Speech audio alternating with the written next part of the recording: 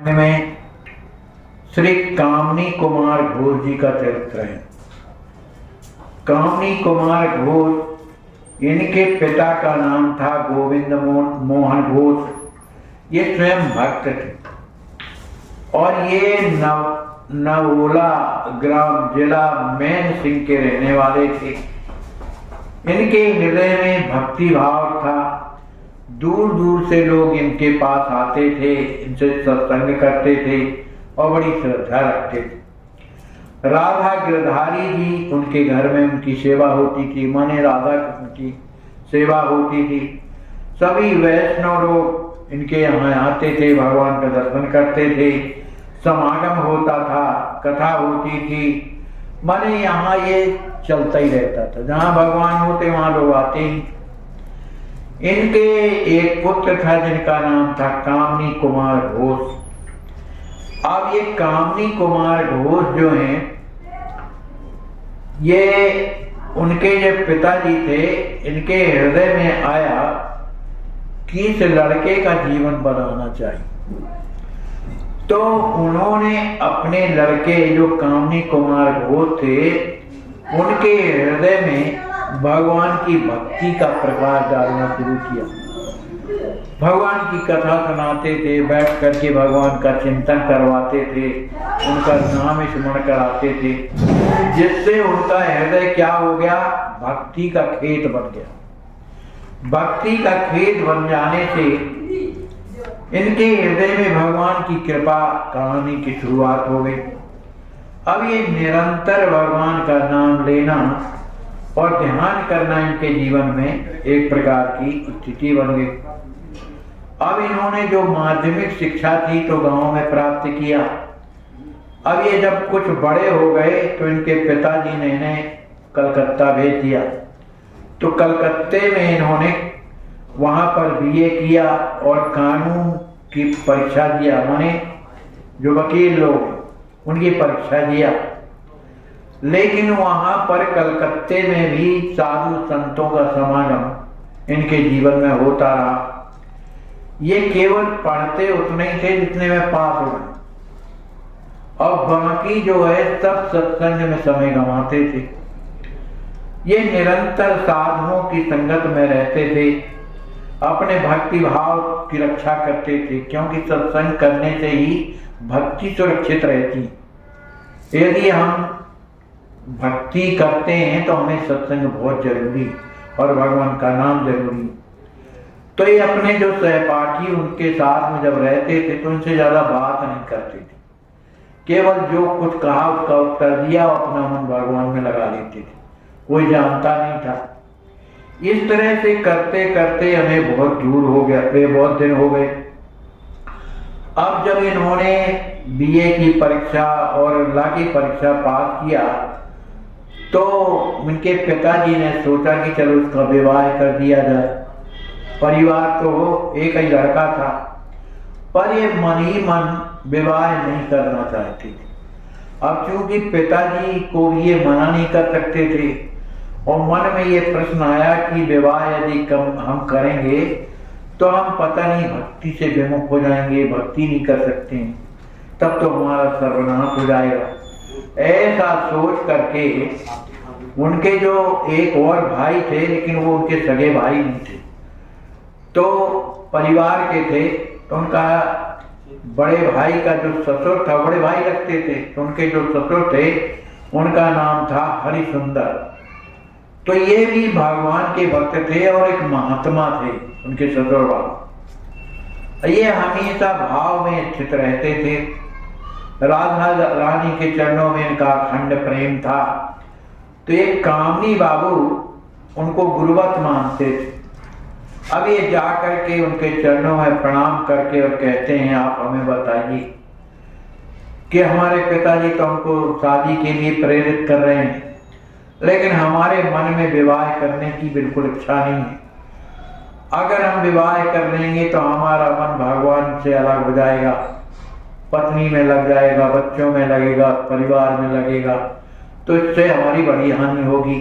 हम पिताजी की बात का उत्तर भी नहीं दे सकते, कुछ नहीं कह सकते, आप ही बताएं क्या करें। तब उन्होंने सलाह दिया कि अरे भाई, विवाह करने और ना करने से भक्ति थोड़ी समाप्त होती। आपका यदि विवाह हो जाएगा तो विवाह में आप ये समझिए कि ये सब श्याम सुंदर की कृपा है, राधा रानी की कृपा है, तो तुम उनकी तो सेवा ही करोगे, सब उसी के स्वरूप में तो हैं।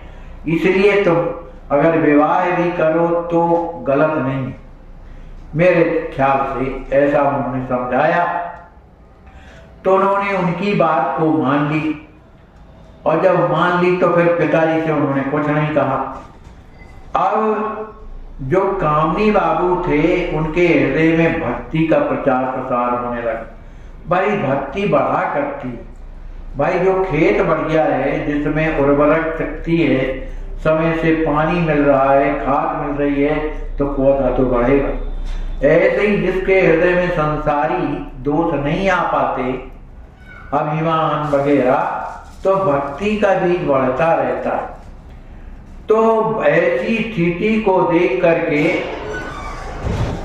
एक कामनी बाबू के प्रति एक बनमाली राय बहादुर थे, माने वो पिताजी के मित्र थे। तो उन्होंने सोचा कि इसके हृदय में भगवान की तो भक्ति है, तो कोई इसको ऐसी नौकरी दिला दी जाए जिससे इसका ये भक्ति का क्षेत्र विनष्ट ना हो, साधारण कोई नौकरी। तो ये एक तरह जिम्मेदार राजर्षि बनमाली थे, उनके पास से ले जाते हैं। और ये बनमाली राय जो है, क्या है, ये उनके शिक्षा गुरु मानते थे। यद्यपि वो राजा हैं, उस समय जमींदार राजा माने जाते। तो ये जो ले गए थे, तो उनको ये गुरु जैसे मानते थे। तो उन्होंने कामनी बाबू की सिफारिश किया कि लड़के को नौकरी दे दो। तो उन्होंने क्या किया कि बच्चों का ट्यूशन जैसे एक माने कक्षा में उन्हें नियुक्त कर दिया। लेकिन इनकी प्रतिभा को देख करके, इनकी भक्ति को देख करके जो माने राजा थे, तो इन्होंने क्या किया, सेक्रेटरी बना दिया, राज्य का सेक्रेटरी। अब जब और भी इनके आचरण को देखा, भाव भक्ति देखा, तो अपने राज्य का मैनेजर बना दिया। जब मैनेजर बना दिया, अब ये बड़े हो गए थे, संपन्न थे, घर द्वार से सब तरह। तो इनके पिताजी ने कामनी बाबू का विवाह कर दिया। जब विवाह कर दिया, तब गृहस्थ में भी रह करके ये अपने भगवान का भजन करते रहते थे। पत्नी जो भी थी, वो भी सदाचारणी थी, पति के अनुकूल थी, कभी जो है कुछ कहती सुनती नहीं थी। अब इस तरह से उनका जीवन भगवान की कृपा से जुड़ गया। अब राजर्षि जो बनमाली राय थे, जो राजा थे, वो भी परम भक्त थे। वो उनके कुल देवता थे विनोद विनोदनी, माने कृष्ण और क्या नाम से राधा रानी, उन्हीं को विनोद विनोदनी नाम रखे थे। अब उनका श्रृंगार करना, उनका भोग लगाना, आरती करना, यह रोजाना सेवा करते थे। और भांति भांति के लाल लड़ाते थे। वो राजा हो करके भी देखो भगवान की कितनी कृपा कि भगवान में मन लगा रहता था। अब क्या होता है कि उनके यहाँ कोई ना कोई नित्य उत्सव हुआ करता था, विनोदी भगवान का रोज उत्सव होता था। तो कथा होती थी, कीर्तन होते थे, साधु संग होता था, सत्संग भी होता था। इस तरह से रात दिन उनके यहाँ यही कार्यक्रम चलता था। अब ये कामनी बाबू अब मुख्य रूप से मैनेजर थे उनके राज्य के, तो इनको बड़ी जवाबदारी दी जाती थी जो भगवान से संबंधित थी। साधु संतों की सेवा करना, भगवान की कोई सेवा नहीं बिगड़ने पावे, इसका पूरा ध्यान रखते थे। कुछ दिनों के बाद बनमाली राय जो राजा थे, विनोद विनोदनी को लेकर के इनके मन में आया कि अब ये घर छोड़ करके चलो वृंदावन वास करें तो ज्यादा अच्छी बात। भगवान के सच्चे भक्तों का हृदय अलग होता है, भगवान भी उन्हें चाहने लगते हैं तो अपने धाम में बुला लेते हैं। उन्होंने वृंदावन में जाकर राधा कुंड के पास 2 बड़े विशाल भवनों का निर्माण कराया। राजा ही तो थे। 2 विशाल भवन जो तरास मंदिर, उन भवनों का नाम है तरास मंदिर और राजवाणी के नाम से विख्यात हैं आज भी वृंदावन में। वे कभी कभी विनोदनी के साथ वृंदावन में रहते, कभी राधा कुंड के पास है।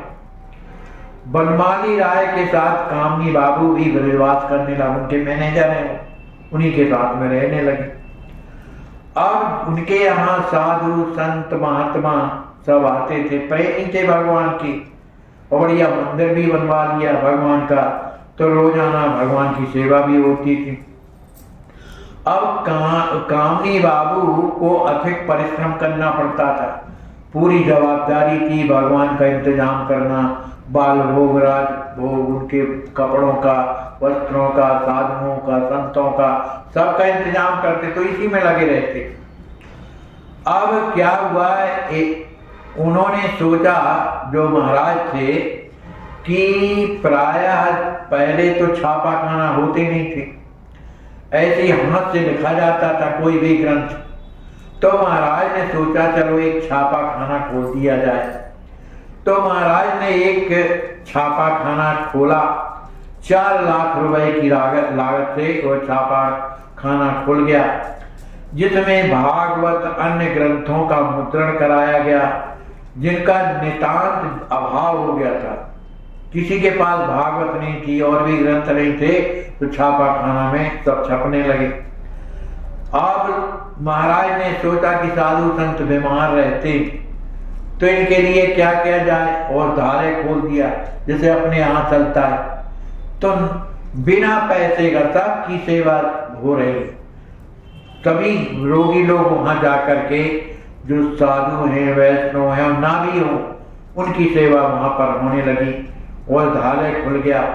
अब वैष्णव और ब्रजवासी भी जो है, उनकी भी चिकित्सा वहां पर होने लगी।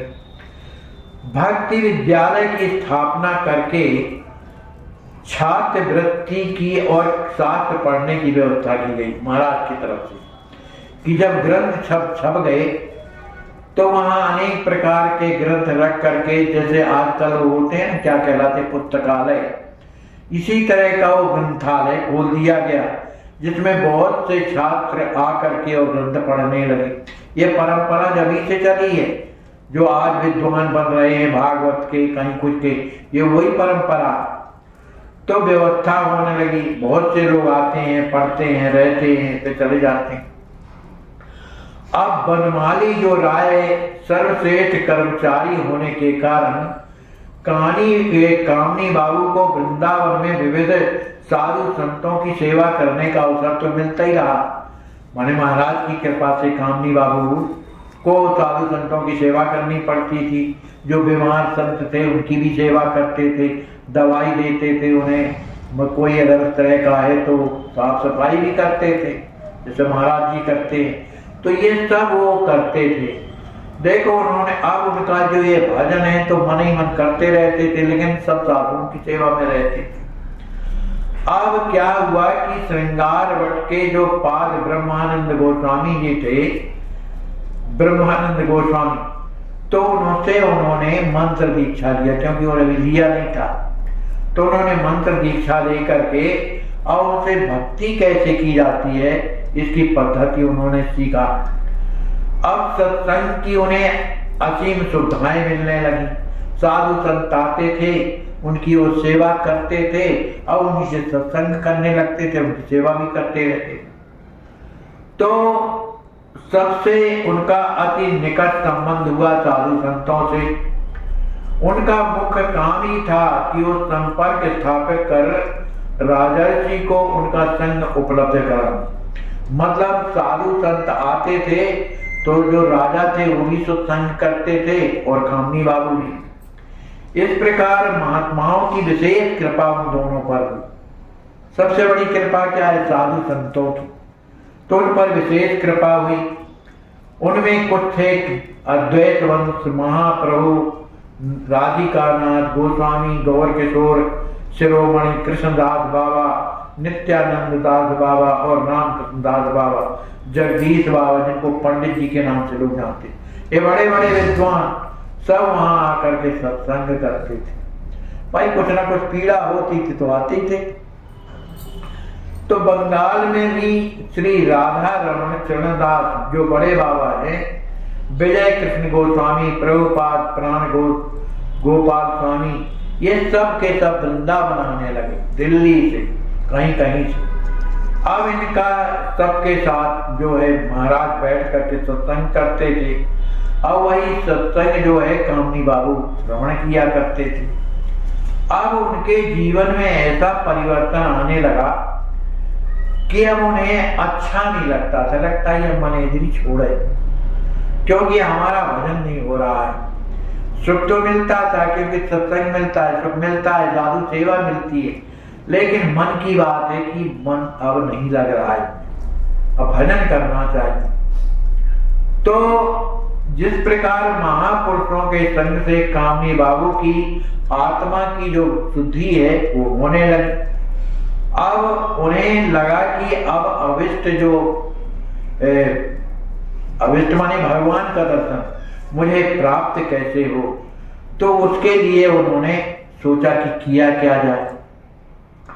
अब उनके जीवन में एक ऐसी घटना घटती है कि एक राधा रमण चरणदास बाबा जी, राधा रमण चरणदास बाबा जी के चरित्रों में उनमें प्रसंग आया है कि वो कामनी बाबू अपने लिखित विवरण के अनुसार उनमें छापा गया। माने वो अब छपाई करते थे तो वो क्या नाम से राधा रमण और चरणदास जी बाबा जो हैं उनका चरित्र उसमें आया। तो उन्होंने क्या किया कि एक दिन महाराज बहादुर बाबा महाशय को किसी महान भाव से भेंट कराने ले गए। माने एक ऐसे संत थे तो जो महाराज है वो श्री राधा रमण बाबा को लेकर के उनका दर्शन कराने लगे कि बहुत अच्छे संत है। तो इस तरह से जब ले जाते हैं तो वहां पर जो वो संत का दर्शन जिनका वो करना चाहते थे वो उनसे बोले ही नहीं। किनसे? मने राधा रमण जी से बोले ही नहीं। और महाराज भी उनको साथ में लेकर के गए। पहले सत्संग करते तो प्रेम करते, लेकिन आज उनको लेकर के गए तो बोले नहीं। और जब बोले नहीं, न ठीक से बैठने को कहा, न कुछ कहा, तो ये महाराज को बड़ा दुख लगा। लेकिन आकर जो संत हैं तो संत होते हैं, राधा रमण जी को कोई फर्क नहीं पड़ा, क्योंकि ये संसार के मान अपमान से उठे होते हैं, इसलिए उन्हें कोई फर्क नहीं पड़ा। लेकिन ये महाराज के हृदय में बड़ी वेदना हुई कि बताओ हम बड़े प्रेम से तो इनके पास सत्संग करने के लिए लाए, तो ये ठीक से बोले नहीं है, बल्कि कुछ उनके तरफ देखा भी नहीं। अब इन्हीं के साथ में कामनी घोष भी थे।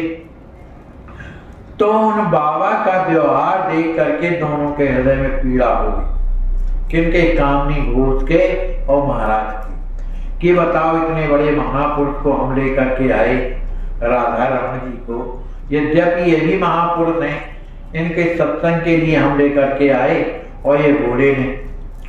अब चूंकि जब बोले नहीं, चाले नहीं, वो बैठने को ठीक से कहा नहीं, तो वे जो राधा रमण महाराज थे तो उन्होंने महाराज को प्रणाम किया। अब जब बोलते नहीं, चालते नहीं, बैठने को कहे नहीं, तो अब क्या करें? प्रणाम करके चलने लगे। तो महाराज ने भी प्रणाम किया और कामनी घोष ने भी प्रणाम किया और प्रणाम करके चलने लगे। अब जो महाराज थे राधा रमण, इन दोनों की स्थिति को देखने लगे कि इनको तो बड़ा बुरा लगा है। बोले कुछ नहीं। जब वे अपने आश्रम में महाराज आते हैं तब उन्होंने राजर्षि बहादुर को राधा रमण जी ने बुलाया, कहा भाई देखो हम तुम्हारे आश्रम में आए और आपसे हम जो है एक भेंट मांगना चाहते हैं, दान लेना चाहते हैं, बोलो दोगे? अरे महाराज आप ऐसा क्यों कहते हैं, सब आपका ही तो है।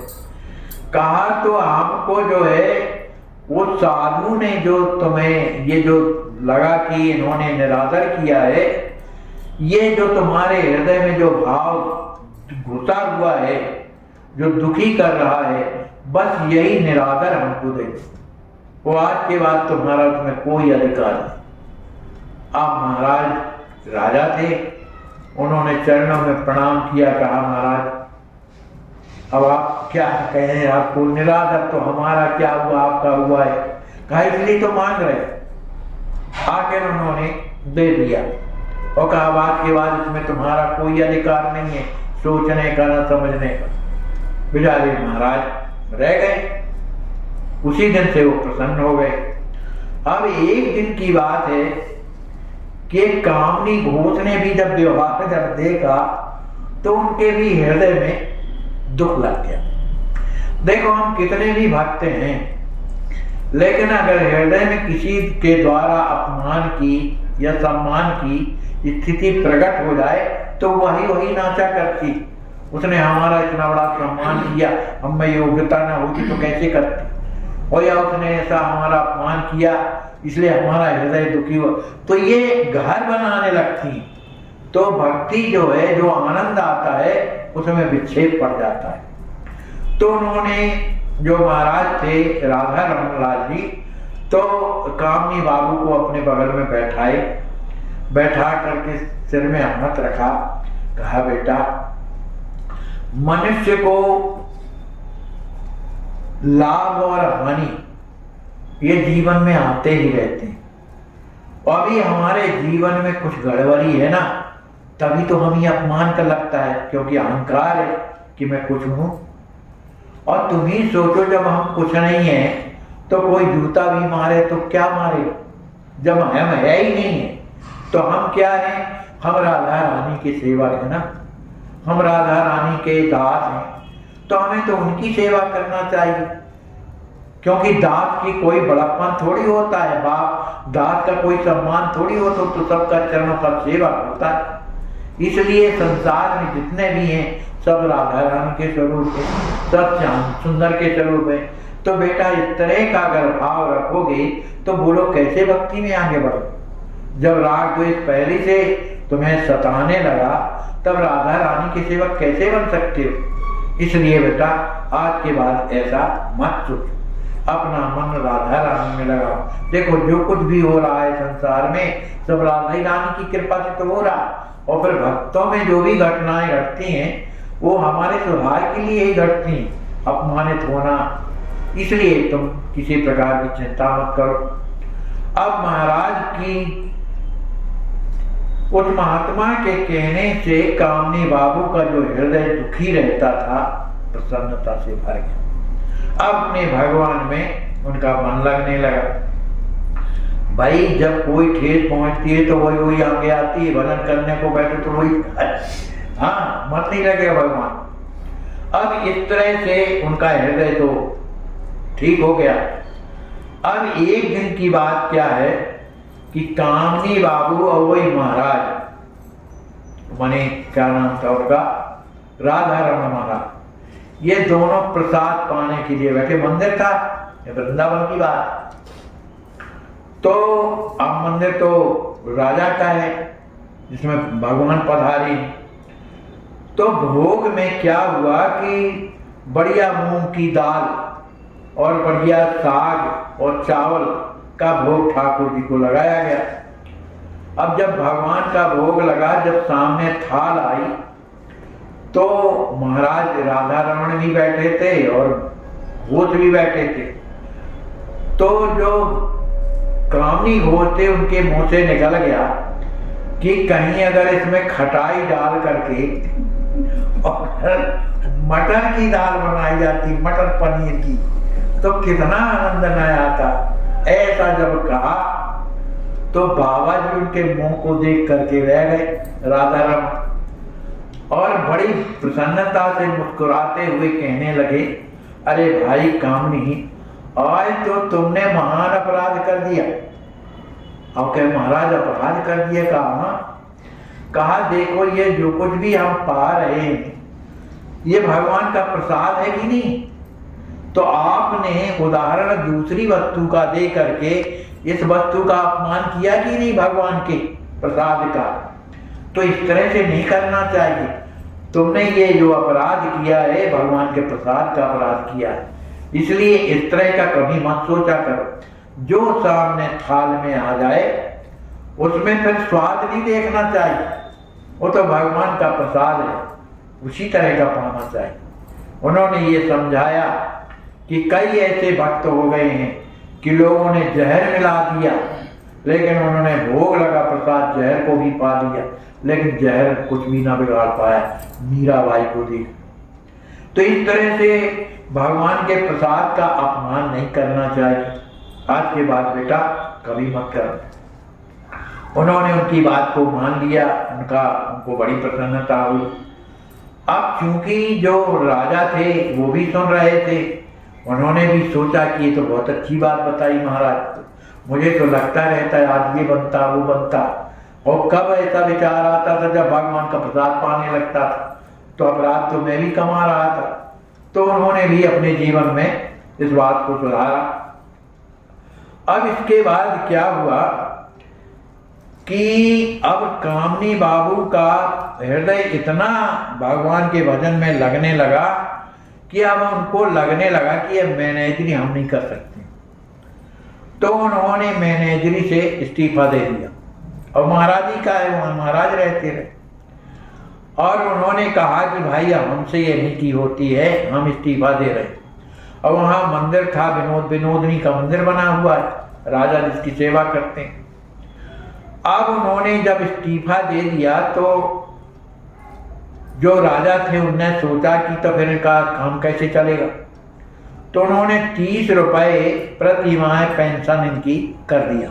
उस समय पे 30 रुपए बहुत थे, लेकिन इनके लिए जीवन में निर्वाह करने के लिए कम थे, इसलिए कि इनके 3 पुत्र भी थे, पत्नी भी थी।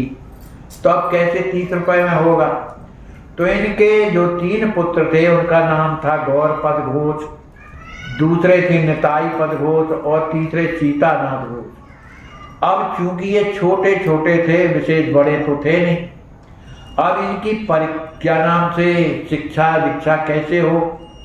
तो इनके शिष्य बहुत हो गए थे कामनी घोष के, क्योंकि ये इस तरह भगवान के भक्त थे, कथा भी सब जानते थे, सुनाया करते थे। तो इनके शिष्यों ने तीनों लड़कों का भार अपने ऊपर ले लिया पढ़ाने का, कि इनकी जो भी फीस लगेगी, जहां भी रहेंगे हम सब करेंगे।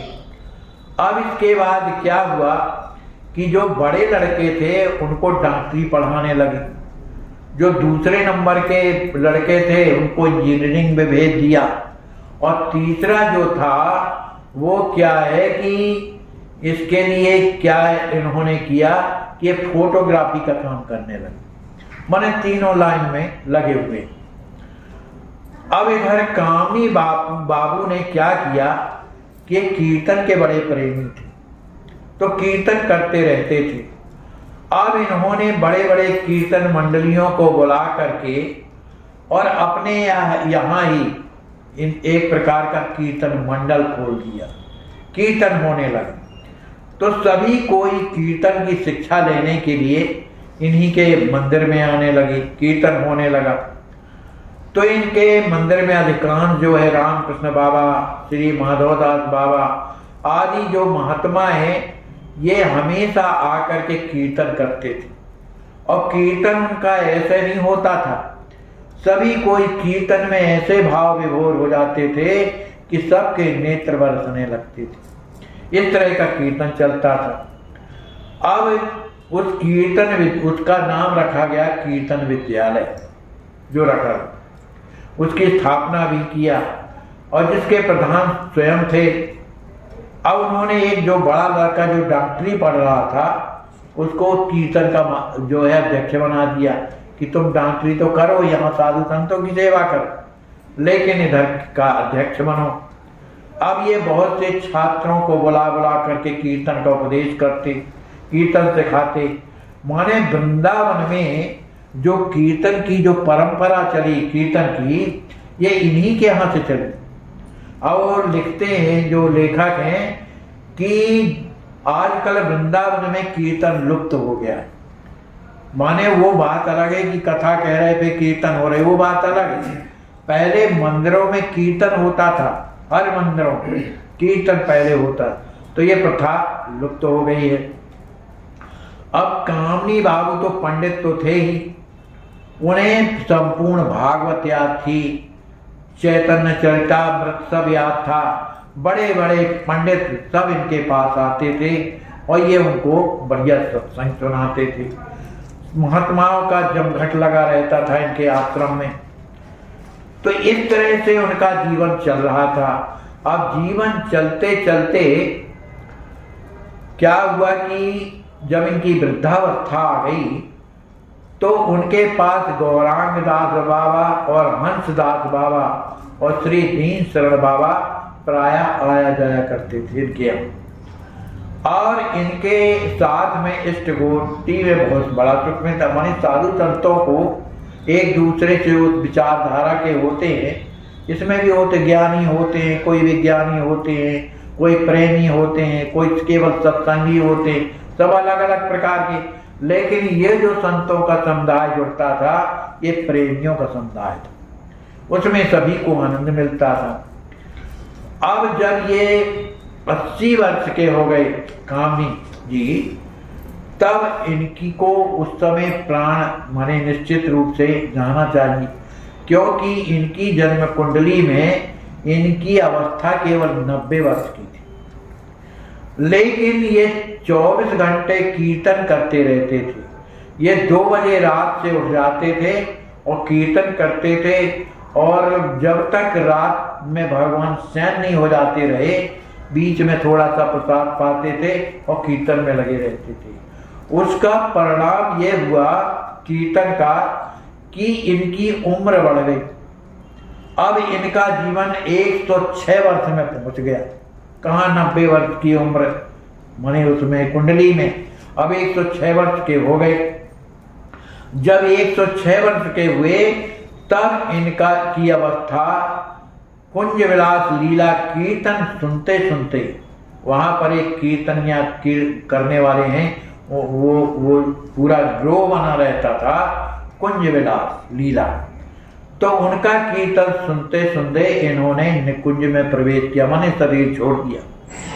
कामनी बाबू के परिजन के लोगों का कहना है कि उनकी उम्र जन्म कुंडली में 95 वर्ष की थी, पर भजन के प्रभाव से बढ़कर के 6 वर्ष की हो गई। भजन के प्रभाव से सभी कुछ संभव है, क्या नहीं हो सकता। भजन भी ही एक रस है, उसमें आस्वादन का साधक का जब लोभ बढ़ जाता है तो भक्त वत्सल भगवान उनका कीर्तन सुनने के लिए उसकी उम्र बढ़ा देते, क्योंकि वो बड़े लगन से प्रेम, क्योंकि कीर्तन प्रभु को बड़ा प्यारा है। भगवान कहते हैं नाहम बसामि वैकुंठे योगी नाम हृदय चा मद भक्ता यत्र गायंती तत्र तिष्ठामि नारद। जहाँ मेरा भक्त मेरा कीर्तन प्रेम से करता है, मैं वहां अवश्य आकर के कीर्तन श्रवण करता हूँ। इस कारण भगवान प्रसन्न हुए, 95 वर्ष से 106 वर्ष में अपने नित्य धाम को ले गए। बोलिए श्री सीताराम जी महाराज की जय।